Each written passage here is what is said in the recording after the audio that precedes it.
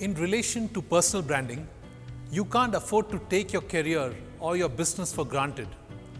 This therefore leaves individuals little option but to invest in their own personal brands. The need for personal branding can't be more pronounced today. Personal branding is considered a form of marketing, self-promotion, or an expression of individualism.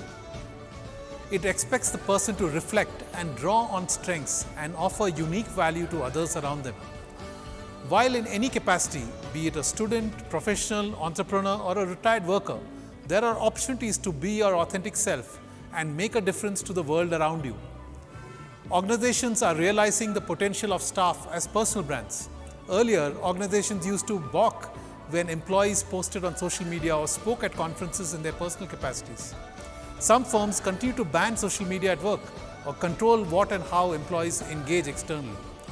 In some sense, organizations are an amalgamation of personal brands. Today, progressive organizations want employees to have their own brands and hope the trade-off helps them build their own brand. Also, when personal and corporate brands overlap, organizations are realizing the value of engaging staff as influencers. For an individual, it matters most to be visible within the organization and outside. With fierce competition, evolving business and societal changes taking place, unless you stand out from the crowd, you will lose out in the end. Often, we gauge the credibility and trustworthiness of individuals at first glance. There is a need for a professionalized manner of presenting your best and authentic self. The perception people have about you is your brand. Like the way organizations are reviewed online on Glassdoor by prospective candidates, you are gauged by your impression online and offline. Online presence includes your social media profile and the imagery and the content you portray, be it your photo, your blog, your publications, videos, among others. The growth of online reputation management tools tells us how important image is. Offline presence is about you engaging in forums, interacting with people, and contributing to the community. So, according to me, there are three key elements of a personal brand. The what is about passion, proficiency, and positioning. Passion is about recognizing what you believe in and how committed you are to your purpose. It can be about your specific profession or role you enjoy or a business idea you want to bring to life. Even if you are a student, you have the opportunity to demonstrate your affiliation, construct a compelling portfolio, and convey your value. Proficiency relates to how strongly you have developed and contributed to your area of expertise, to a point where you are the go-to person each time the need arises to perform the highest standards. Ask yourself, can anyone come close to your capabilities and expertise? Positioning relates to how well you pitch yourself to the world around you. When you have discovered the gap and found the niche which you claim as your own, you are heading in the right direction. So as you begin your journey as a personal brand, you need to first fit in the domain or the role that you are keen to excel. When you internalize and express yourself in your domain, you are gaining credibility in your peer circle. It may sound counterintuitive that you need to first fit in to stand apart.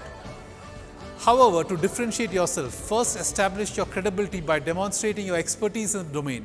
That sets you up to strike out as unique by gathering positive impressions, making significant contributions, and building your social net worth. You cannot be a rank outsider and yet be known for your worth. So personal branding is not about you, it is about the other.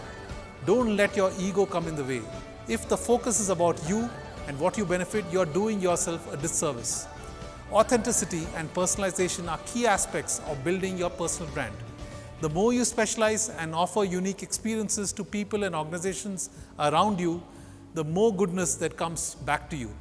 The other point to understand is that personal brands are always about engaging from the inside out. Any attempt to overtly brand from the outside in can result in mismatched expectations.